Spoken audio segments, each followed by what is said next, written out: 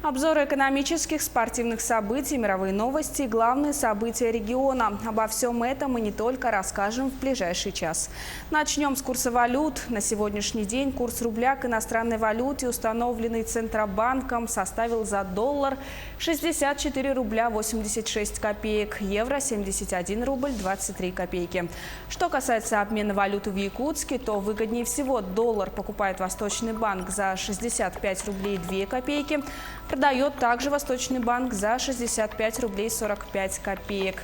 По евро в покупке лидирует Восточный банк, это 71 рубль 23 копейки, а продает выгоднее всего все тот же Восточный банк за 71 рубль 75 копеек.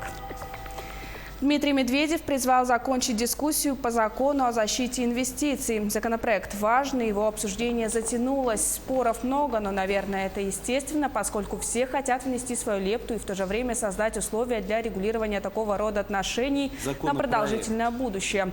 Конечно, нужно учесть и специфику отдельных отраслей, и необходимость определения общих правил, по которым будет осуществляться защита интересов инвесторов. Но дискуссию пора завершать, заявил Медведев.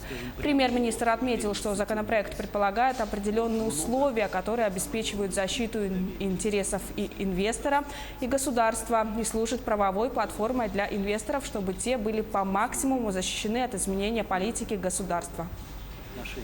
На продолжительное будущее, конечно, нужно учесть и специфику. Законопроект предполагает, что будут определенные условия, которые обеспечивают защиту интересов и инвестора, и государства при реализации новых крупных инвестиционных проектов.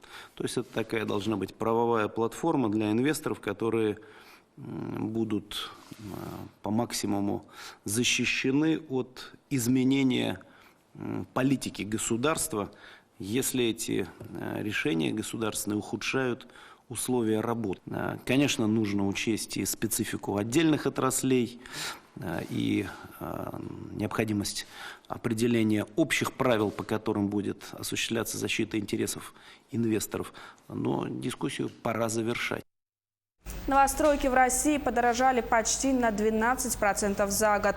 По данным аналитического центра Авито, недвижимость, стоимость 1 квадратного метра составила почти 73 тысячи рублей. В исследовании сказано, что цены на вторичное жилье реагируют на рыночную ситуацию и увеличиваются вслед за новостройками. За год вторичное жилье подорожало в среднем на 8% до 66 тысяч рублей за квадратный метр. Отмечается, что повышение цен произошло в связи с переходом строительной сферы на проектное финансирование, эскроу-счета. В 2020 году налог на самозанятых могут распространить на всю страну. По разным оценкам, сегодня в России более 3 миллионов человек работают на себя и не платят налоги. Подробнее в экономическом обзоре расскажет мой коллега Иван Лазаренко. Иван, можно ли говорить о том, что проект самозанятости населения стал успешным? Кристина, действительно можно отметить то, что этот проект принес свои положительные результаты. И на сегодняшний день уже более 200 человек зарегистрировались в качестве самозанятых, вышли из тени и начали платить налоги со своего дохода. Это новости экономики, в студии Иван Лазаренко. В 2020 году налог на самозанятых могут распространить на всю страну. С таким предложением выступила спикер Совета Федерации Валентина Матвиенко. В 2019 году в рамках эксперимента этот налог действует в Москве, Московской и Калужской областях и Республике Татарстан. По словам Матвиенко, специальный налог в целом себя оправдал. В качестве самозанятых зарегистрировалось более 200 тысяч человек. По разным оценкам, сегодня в России от 3 до 5 миллионов человек работают на себя и, как правило, остаются в тени надзора. Больше всего среди самозанятых репетиторов, нянь, ремонтников и фрилансеров. Многие получают доход от сдачи квартиры в аренду, но налогов не платят. Индивидуальные предприниматели, которые не хотят уклоняться от оплаты налогов, сегодня чаще всего выбирают упрощенную систему налогообложения. Они платят 6% с выручки или 15% с разницы между доходами и расходами, плюс страховые взносы. Это минимум 36 тысяч рублей в год. Для многих такие отчисления чрезмерны. Налог налог для самозанятых оказывается куда более выгодным. Если гражданин получает деньги от другого человека за товар или услугу, он должен платить 4% от дохода. Если работает с компанией, то 6%. Страховые взносы при этом платить не требуется, но есть несколько условий. Таким налоговым режимом может воспользоваться только тот, у кого доход не более 2,4 миллиона рублей в год, у кого нет наемных работников и кто не занимается элементарной перепродажей товаров. Сильное расхождение данных об официальных доходах россиян и их расходах свидетельствует о высоком уровне теневых заработных плат. Об этом заявила заместитель руководителя Федеральной налоговой службы Светлана Бондарчук. Данные Росстата и Федеральной налоговой службы отражают серьезное превышение расходов над доходами граждан, даже при учете фактора закредитованности населения, уточнила замглавы ведомства. По ее словам, в Татарстане, например, люди тратят почти на 45% больше, чем официально зарабатывают, а в Саратовской области на 31,5%. Бондарчук подчеркнула, что подобная картина наблюдается по всей России, даже несмотря на существование в регионах программ экономического развития и комиссий по легализации налоговой базы по НДФЛ. Специалисты Роспотребнадзора рассказали, на что следует обращать внимание при покупках онлайн. В первую очередь стоит обращать внимание на информацию об адресе и полном фирменном наименовании продавца. При этом неважно, является ли продавец юридическим лицом или индивидуальным предпринимателем. Также в описании товара должна быть доступна информация об основных потребительских свойствах товара, месте его изготовления, сроке годности, гарантийном сроке, способах доставки, а также о порядке оплаты и сроках возврата товара. В Роспотребнадзоре напомнили, что покупатель может отказаться от покупки, а продавец должен вернуть деньги или заменить товар вне зависимости от условий покупки. Полные рекомендации опубликованы на сайте ведомства. Минпромторг предлагает запретить закупку иностранных товаров для нацпроектов. Необходимо учитывать, что в основной массе в рамках национальных проектов преобладает использование строительно-дорожной техники, стройматериалов и продукции тяжелого машиностроения. Согласно проведенной оценке, спрос на продукцию в рамках национальных проектов составит порядка 1,5–2 триллионов рублей. Запрет предлагается распространить на период реализации всех национальных проектов. Новый горно-перерабатывающий комплекс «Вертикальная» в Якутии с момента пусконаладочных работ произвел более 40 тонн серебра. Старт работе нового комплекса дал президент России Владимир Путин в режиме видеосвязи на 5-м Восточном экономическом форуме. Проект располагается на площади более 500 квадратных метров в Кобяйском районе Якутии. На участке расположены 114 точек рудоправления разной степени изученности. По проекту на промышленной площадке комплекса возведены главный комплекс обогатительной фабрики, корпусы галереи приемного бункера, эстакада главного конвейера, дробильно-сортировочная установка. Инвестиции в проект составили 7 миллиардов рублей. Проектная мощность обогатительной фабрики составляет до 110 тысяч тонн руды и производство 75 тонн серебра в год. Из оставшегося твердого осадка будут извлекать свинец и цинк. На этом у меня пока все. Оставайтесь в курсе экономических событий на Якутия-24. Кристина, ну а свежая и актуальная информация в следующих выпусках. Спасибо. Спасибо, Иван. Об экономической ситуации в стране нам рассказал Иван Лазаренко. Россиян ждут длинные выходные в ноябре. День народного единства в этом году выпадает на понедельник, поэтому сразу 3 дня подряд будут нерабочими, сообщает Роструд. Так, выходные продлятся со 2 по 4 ноября. Отмечу, что это последние праздничные выходные в этом году. В следующий раз россияне отдохнут уже на новогодних каникулах. В 2020-м они продлятся с 1 по 8 января. Компания «Алроса» практически ушла с Ленской площадки, передав все свои социальные объекты муниципалитету. Сегодня все льготы алмаздобывающего предприятия распространяются только на работников и пенсионеров компании. Их в Ленске достаточно много. Выплаты для этой категории, как единственный правопреемник в городе, оказывает Ленское отделение управления материально-техническим снабжением. Основная и самая востребованная льгота – это санаторно-курортное лечение.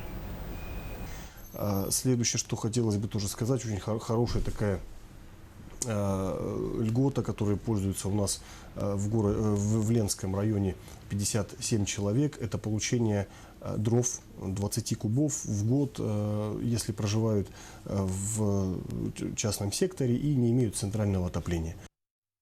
В очередной раз Нерюнгринский район заполняет кадровые ячейки на ярмарке вакансий. Сколько всего предложено рабочих мест и какие специальности более востребованы, узнает наша коллега Александра Цыбикова, которая на данный момент находится с нами на прямой связи.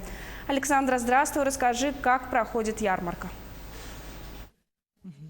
Здравствуй, Кристина. Мы находимся в Центре занятости населения по Нерюнгринскому району, где, да, в очередной раз проходит ярмарка вакансий. Сегодня, правда, предлагают свои вакансии группа предприятий Мечела. Это Якут Уголь и Эльга Уголь. Здесь сидят специалисты, к которым подходят желающие трудоустроиться. Как мы можем наблюдать, с 12 часов их прошло немало. Сейчас на данный момент очередь немножко сгустилась, но и тем не менее многие отбежали, которые стесняются. Некоторые отошли заполнять бланки заявлений, чтобы трудоустроиться.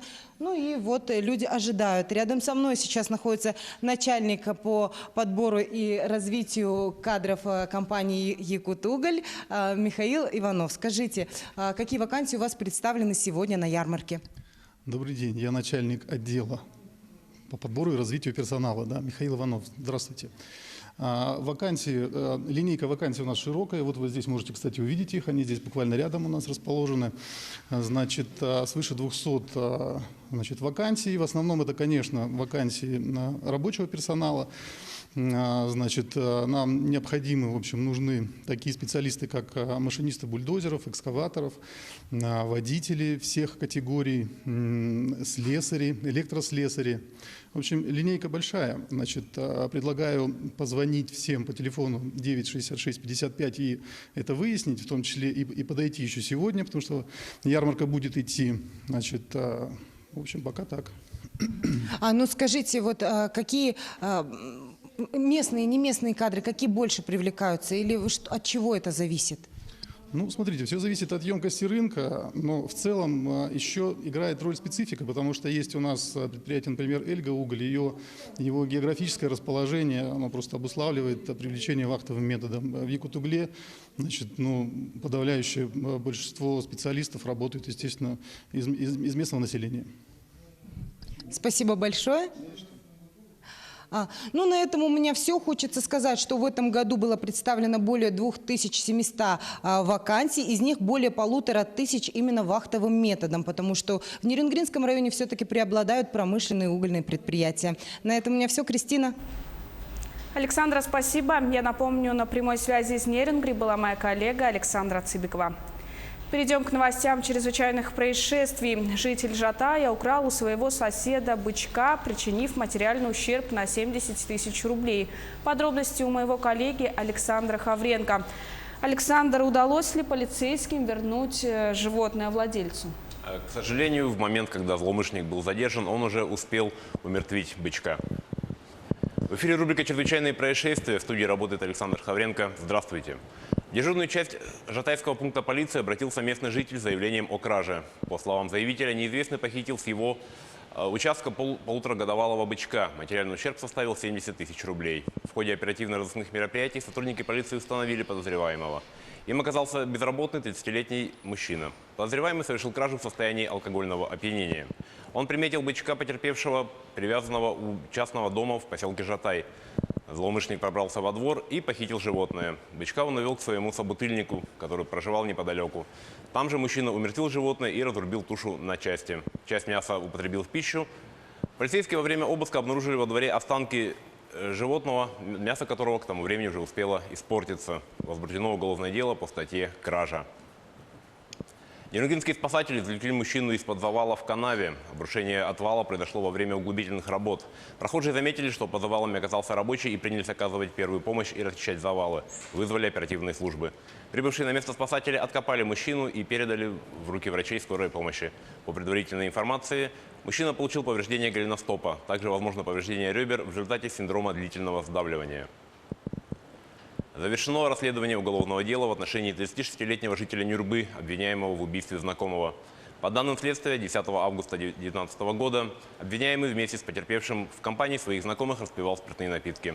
Позже потерпевший пригласил приятелей к себе для продолжения застолья.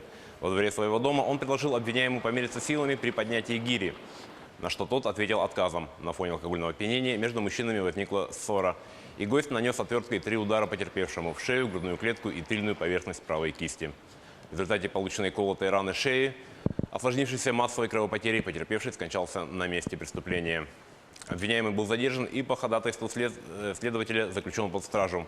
В ходе предварительного расследования свою вину в совершении преступления он признал полностью. В ближайшее время обвиняемый предстанет перед судом. Прокуратура Хангаласского района поддержала государственное обвинение по уголовному делу в отношении 44-летнего местного жителя. Подсудимый ранее привлекался к административной ответственности за управление транспортным средством в состоянии опьянения.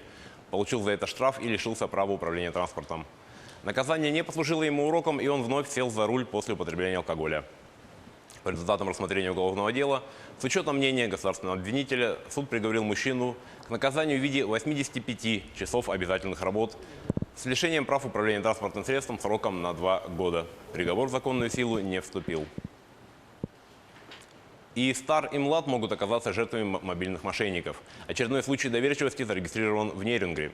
22-летний местный житель обратился в полицию Нерюнгринского района, когда понял, что стал жертвой мошенников. Молодой человек рассказал полицейским, что на его мобильный телефон позвонил мужчина, который представился оператором банка, где у потерпевшего оформлена карта.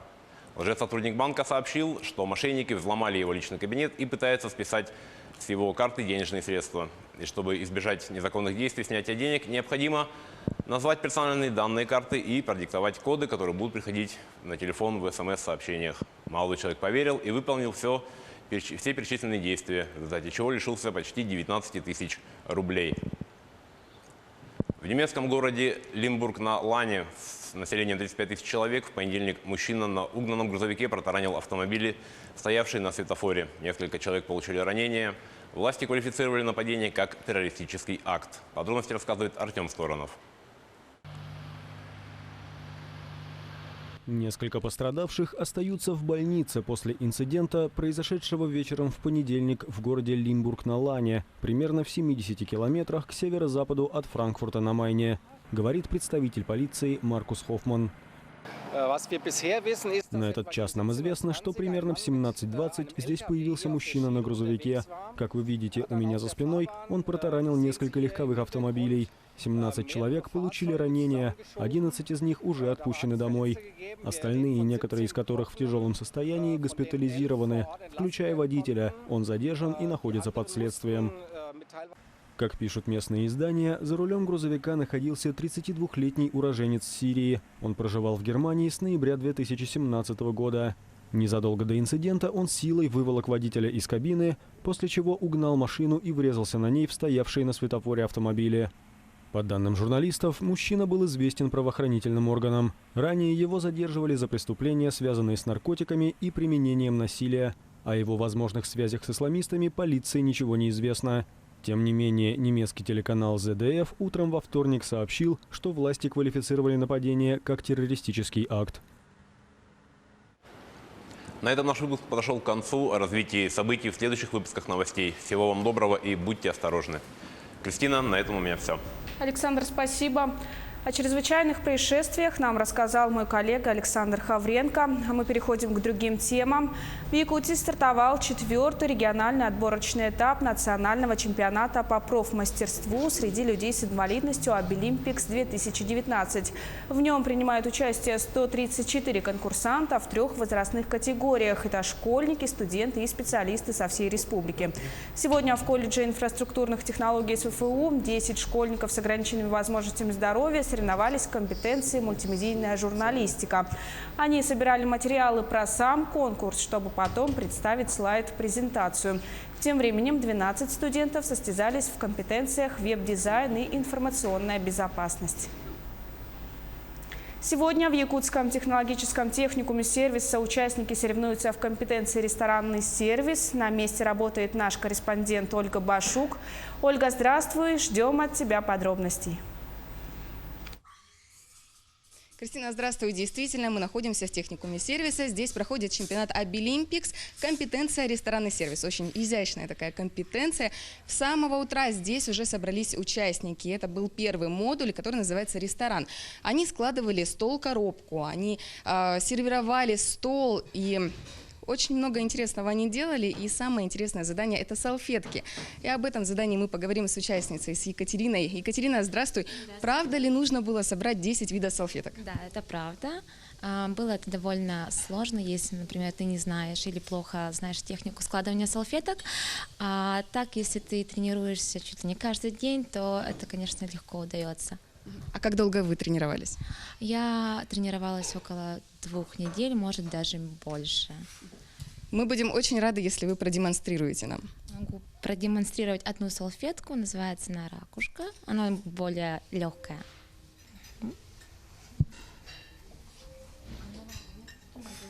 Салфетку, делю ее на квадрат.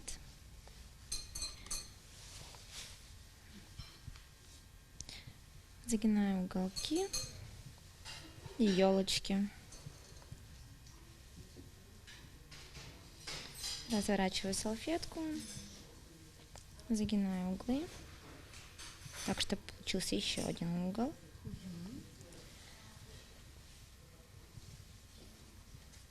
Складываю, таким образом ставлю. Получилась такая вот ракушка. Действительно очень похоже на ракушку. Очень красиво. Спасибо большое, Екатерина. А мы продолжим. Сейчас уже начинается второй модуль, это бар. Здесь участники должны нам приготовить кофе, и мы попросим приготовить, пользуясь случаем, так скажем. Здравствуйте. Нашим барменом будет Карл. Здравствуйте. Можно попросить вас приготовить нам кофе? Да, конечно. Скажите, какой вы нам приготовите? Я вам приготовлю латте макиато. Спасибо. Ну, будем ждать. А пока поговорим с волонтером. Волонтер моя тезка Ольга. Здравствуйте. Скажите, как долго вообще готовились к данному мероприятию, к такому чемпионату? Была ли какая-то специальная подготовка? Участники готовились около месяца. Мы проходили 1 октября в точке кипения подготовку волонтеров по всем компетенциям. Готовили. Был семинар. Участников в этом семинаре было около 100 человек. Да, вот один день мы ходили туда. Скажите, а тяжело ли помогать людям с ограниченными возможностями здоровья? Нет, вовсе нет. Они тоже, как же и мы. Разницы я не вижу. Такие же люди, как и мы. Поэтому совсем не сложно. Спасибо большое. А скажите, еще будете где-то принимать участие в какой-нибудь из компетенций? Думаю, да. Я сейчас зарегистрировалась на сайте «Волонтеры России». И, возможно, в будущем тоже буду участвовать. Спасибо большое. Мы будем ждать, пока нам приготовят кофе. Скажите, долго еще осталось? Да нет, сейчас. Ага. За это время мы можем поговорить с экспертом, правильно? Здравствуйте, Диана, еще раз. Очень интересно послушать по поводу критериев оценивания данной компетенции, данного конкурса. У нас компетенция ресторанный сервис, у нас критерии такие объективные и судейские. То есть мы уже по баллам смотрим, то есть выполнил четко, либо нет, то сразу 1 минус балл, либо наоборот. Таким образом у нас слаживается, допустим, баллы. А вообще 100-бальная система? 100-бальная система, у нас критериев очень много. То есть, допустим, вот мы только что видели салфетки, то там складывается 5 баллов. Если углы четкие, ровные, тогда уже у него 5 баллов получится. Скажите, а какие есть еще критерии? Например, опрятный внешний вид как-то влияет?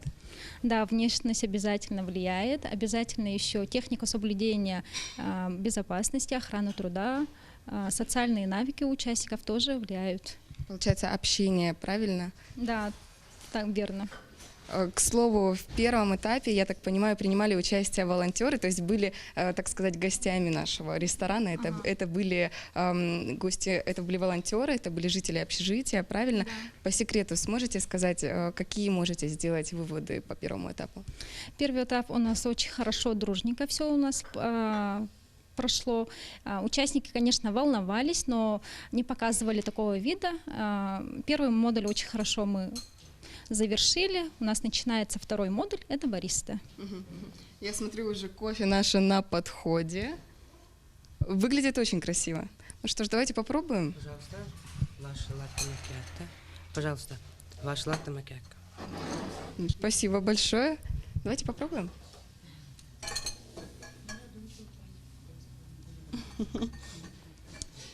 Действительно, очень вкусно. Спасибо большое.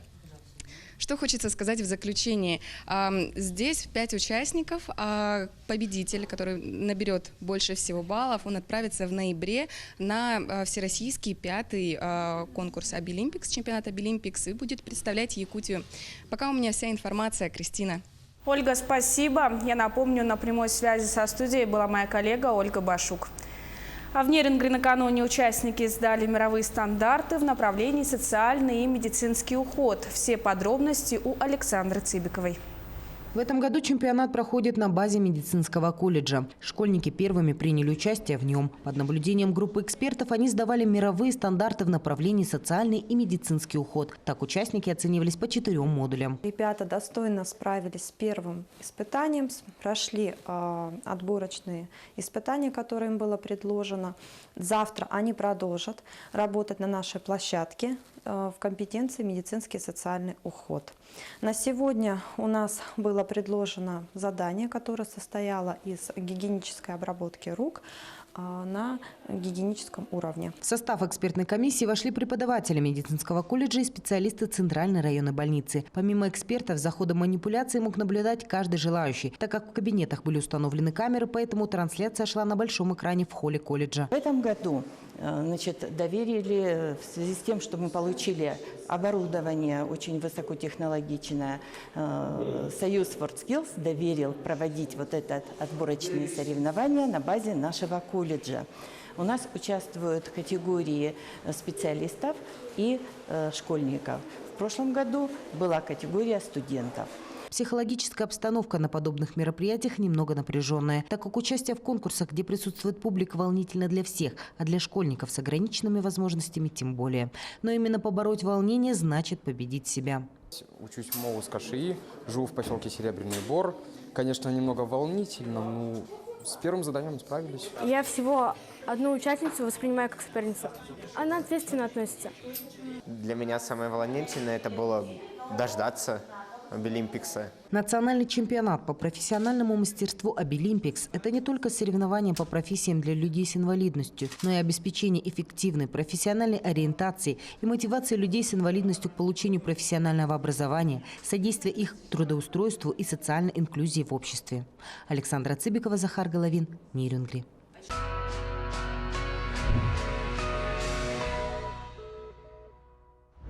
Нобелевскую премию по физике получили швейцарцы Мишель Майер и Дидье Келос, а также канадец Джеймс Пиблс, рассказывает Роман Чуриков. Обладателями Нобелевской премии по физике в этом году стали сразу 3 человека, и все за открытие в космосе. Слово генеральному секретарю Нобелевского комитета.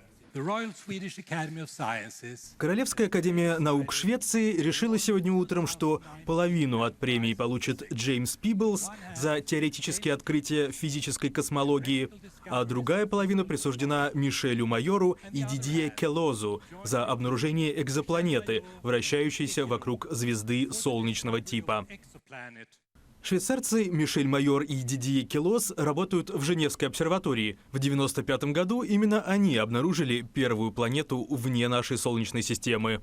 На орбите звезды 51 Пегаса, она же Гельветинос.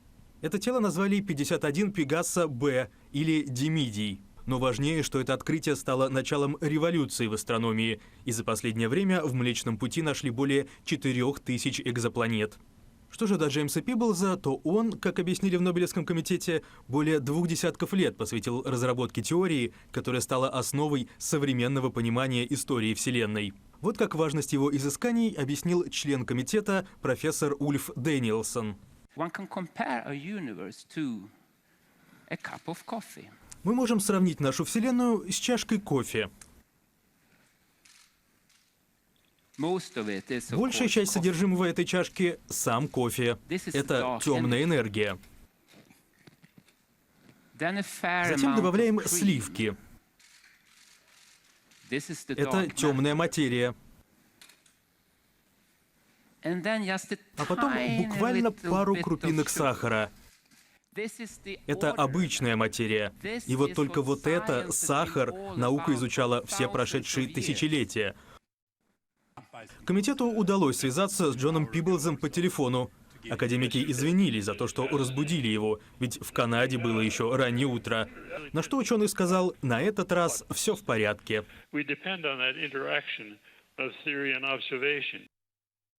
Лувр открыл после ремонта зал живописи Ренессанса, в котором большинство посетителей замечает лишь одно полотно. Подробности в сюжете Елены Островской. Портрет госпожи Лизы Дель Джакондо вернулся на свое законное место. В понедельник зал мастеров Ренессанса в Лувре, где десятилетиями висела Мона Лиза, открылся после ремонта. Толпы туристов вновь смогли пробиться к знаменитому полотну Леонардо да Винчи, чтобы сделать с ним селфи. В середине июля Джаконду переместили в другую галерею, не рассчитанную на подобный поток посетителей. За время ремонта стены в зале Ренессанса были перекрашены. Вместо желтого они стали темно-синими, чтобы лучше подчеркнуть фон бесценной картины. Мы также воспользовались возможностью сменить стекло, защищавшее Мону Лизу последние 15 лет. Надо сказать, что технологии за это время здорово продвинулись. Сегодня картина убрана под сверхпрозрачное стекло, которое дает ощущение близости к полотну.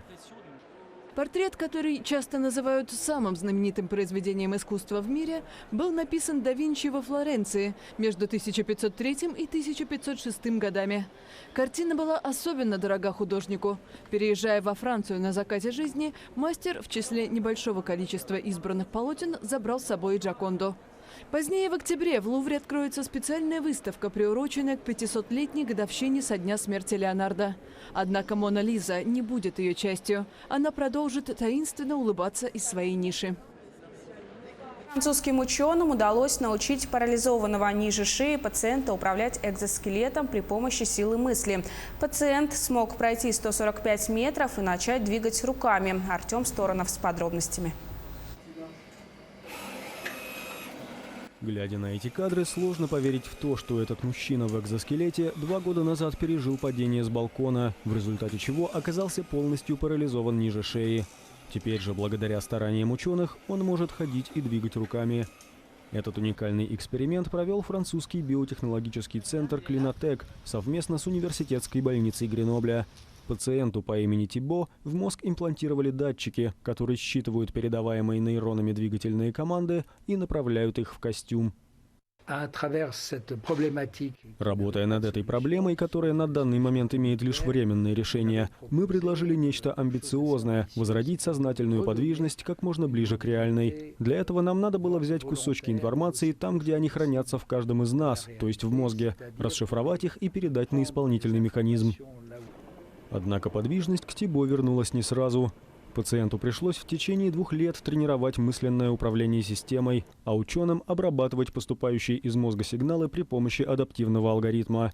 И вот, наконец, Тибо удалось наладить контакт с программой. Мне пришлось заново научиться использовать свой мозг. Оказалось, он очень быстро устает, буквально за 5 минут. Это все равно, что 2 года не заниматься бегом. Перед тем, как осилить марафон, ты делаешь маленькие 10-минутные пробежки. Здесь примерно то же самое. Я упорно тренировался и мало-помалу стал выполнять упражнения дольше и эффективнее.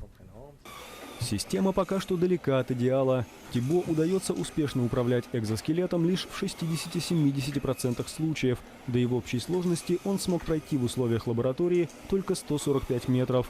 Но ученые и пациент сдаваться не собираются, ведь этот механизм пока что лишь экспериментальный прототип. 9-летний мальчик из Лондона продолжает заниматься футболом после потери зрения. За 2 года он сумел адаптироваться и уже тренируется на базе футбольного клуба Англии «Брайтон». Футбольный тренер мальчика говорит, что у Майка невероятный талант. Он также отметил, что мальчик делает много манипуляций мячами. Когда Майку было 6, у него обнаружили дистрофию колбочек. Это редкое заболевание сетчатки. Навыками юного футболиста уже интересуется футбольная команда Англии. Когда мальчику будет 13, он сможет присоединиться к команде слепых Б1. Это были мировые новости на Якутии 24.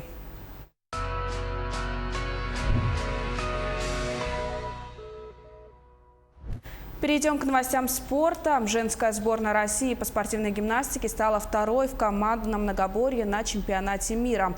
Турнир проходит в Штутгарте. Подробности знает мой коллега Власий Сергеев.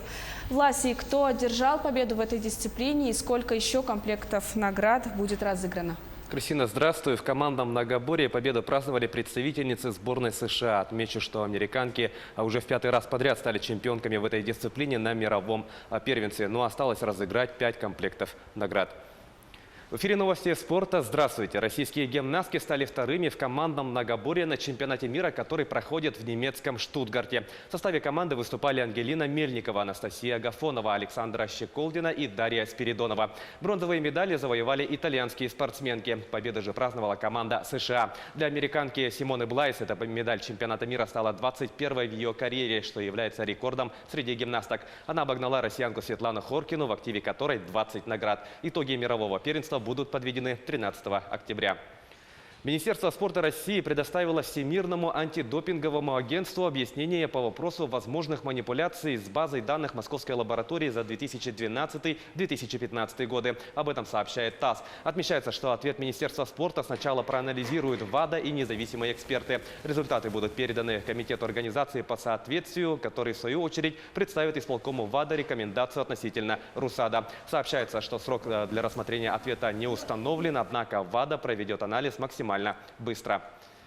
Игроки женской сборной России обратятся к Всероссийской Федерации волейбола с просьбой оставить Серджио Бузата на посту главного тренера. Об этом заявила игрок национальной команды Наталья Гончарова. В сентябре этого года итальянский специалист был назначен исполняющим обязанности главного тренера после ухода из команды Вадима Панкова. Руководство Федерации поставило перед Бузата задачу попасть в тройку на Кубке мира. Команда достигла этой цели, став бронзовым призером турнира.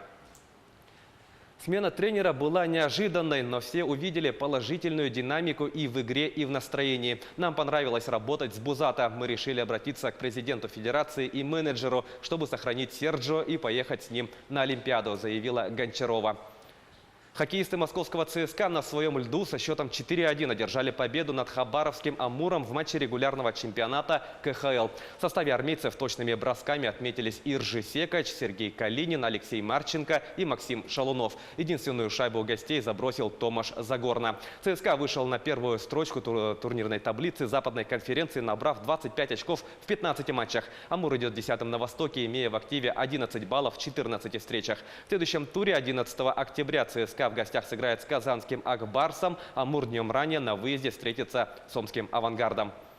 В Мирном стартовало первенство компании «Алроса» по мини-футболу. Оспорить кубок традиционного турнира на паркет спортивного комплекса «Кимберлит» выйдут футболисты 26 предприятий и организаций, а также дочерних обществ, компаний и команды населенных пунктов. Подробнее в следующем материале. В 27-й раз футболисты алмазной компании выявляют сильнейших. Первенство «Алроса» по мини-футболу началось с матчей высшей лиги, где традиционно за первенство борются 10 команд, которые стали лучшими по результатам прошлого сезона. Есть уже сенсации. В этом сезоне у нас играет 10 команд, 3 новичков. И вот одни из новичков, это у нас команда «Алмаз Молодежь», сегодня преподнесла сюрприз, обыграв команду сильную из Ленска, «Спарта Трансгаз». Центральным матчем первого дня чемпионата «Алроса» по мини-футболу стала игра между командами специализированного треста «Алмаз Автоматика» и «Рудника Интернациональный». Она закончилась со счетом 4-4, ничья. Планы на игры были серьезно отыграть с каждым из спортсменов. В «Алмаз Автоматике» есть очень сильные лидеры, которые в атаке могут делать в одиночку игру. Поэтому хотели играть командно, чтобы все зоны перекрыть и использовать моменты, которые получатся. Игры высшей лиги первенства продлятся до апреля месяца. Матчи будут идти в 3 круга, то есть команды между собой сыграют 3 раза. Первая лига чемпионата стартует 19 октября, где за первенство будут бороться 16 команд. Анна Винокурова, Илья Засухин, Роман Ларин, Артур Голиков, телеканал «Алмазный край». Якутский кикбоксер Вадим Колтовской в составе сборной России начал подготовку к дебюту на чемпионате мира. Как сообщает «Спорт Якутии», учебно-тренировочные сборы российских спортсменов проходят на спортивной базе подмосковного Огникова. Вместе с Вадимом на подготовительных этапах находится и его личный наставник, главный тренер сборной Якутии по кикбоксингу Андрей Алексеев. Напомню, Колтовской, выступающий в весе до 57 килограммов, является двукратным чемпионом России и чемпионом Европы. На грядущем чемпионате мира Вадим будет выступать в дисциплине фулл-контакт с лоу-кик. Мировое первенство пройдет с 20 по 27 октября в Боснии и Герцеговине. К этому часу это все спортивные новости. Мы продолжаем следить за событиями в жизни регионального и всероссийского спорта. Кристина, вам слово. Власий, спасибо. И в завершении выпуска о погоде в крупных городах республики. В Алдании -3 градуса, ветер дует со скоростью 2 метра в секунду. В Ленске столбик термометра остановился на отметке -6 градусов, ветер в порывах до 2 метров в секунду. В столице Алмазного края в эти минуты -7, ветер дует 1 метр в секунду. А за окнами жителей Нерингри -3, дует ветер со скоростью 4 метра в секунду. В Якутске прямо сейчас 1 градус тепла, ветер 4 метра в секунду. Наши корреспонденты продолжают следить за развитием событий. Оставайтесь на нашем телеканале и не переключайтесь.